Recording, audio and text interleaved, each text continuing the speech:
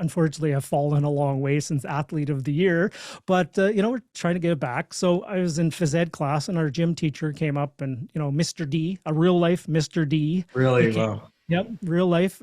He came up and he said, so Russ, what do you want to do with all of this after? He goes, you know what? I'm going to be a teacher.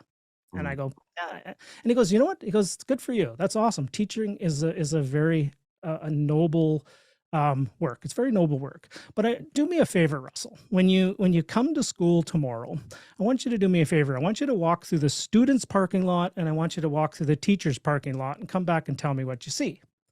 And I'm going, well, what are you talking about, Mr. D? So the next day I go back out and I go through the students' parking lot and I go through the teachers' parking lot, and I still didn't understand what he was trying to get to. So I went into there. He's going, so what did you see in the parking lots? And I go, I have no idea what you're talking about, Mr. D. And he goes, well, tell me what you saw. And I go, well, I saw this, this, and this. And I go, well, maybe I think honestly, the big takeaway I had was it looked like the students were driving better cars than the teachers. right. And he goes, bingo. And he goes, I'm a teacher. And he goes, I love my profession, but just understand that teaching doesn't have to be a profession to earn income. It can be it's a lifestyle. It has to be a passion first, right? Right. Because you're not going to make a lot of money doing that. And I took that to heart at that time. And, being young and, growing up in small town Saskatchewan and growing up in a mobile home park, and we didn't have a lot of money at that time, money was a big deal at that time. I wanted to make some money. So I went the route of, you know, through university and business school. And really at that time in small town Saskatchewan, I had only two options. I really did.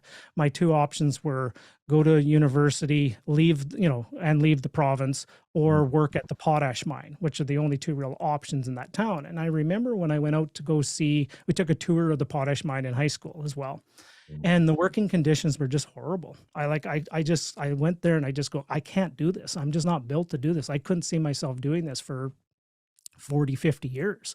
yeah. And that night at the dinner table with, sitting around with mom and dad, and I looked dad in the eye and I said, Dad, I just love you. I love you and thank you for everything you've done. And I'm going to tell you, this is no slight against you, because I'm grateful for the living and the choices and the opportunities you've given me and my sister. But I can't work there. I just can't do it. And he looked at me and he said, oh, thank goodness. Please don't. Get out of, like, leave. I don't want you to.